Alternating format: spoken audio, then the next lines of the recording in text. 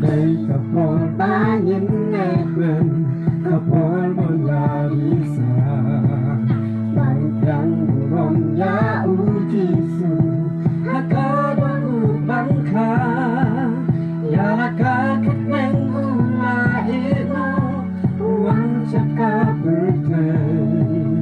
yakin hong pakum mga mapi uang man pengen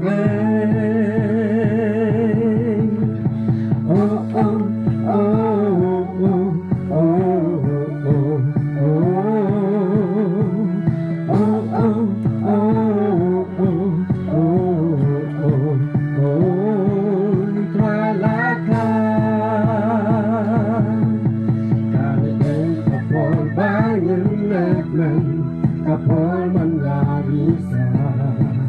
bangkang buron ya ujisu hakada lubangka ya raka keteng ulaino uang caka berkei yakin nang pokom mga mapi uang man pengen tungin la ya Rab haleluya tungin syan in perta hosana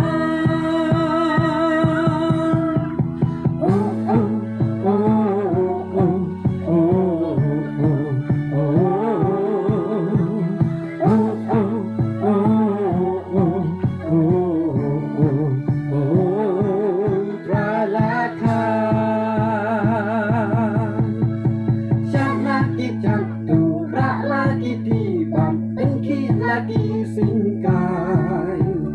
Namalan raya uji sukses Hasying od hasem kulai Kainut iriusan nari mingiti Fuduk berbat habang Uji suki syen gila nari hantar Tungin rai la la la Ya Rab haleluya tungin syan in perta hosana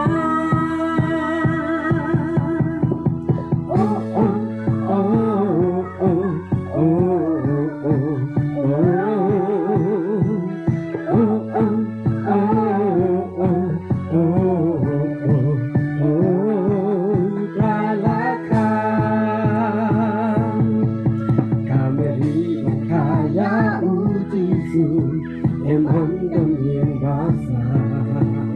chính chính cha cả lòng ya u tô sen không tâm mê đi hăng ta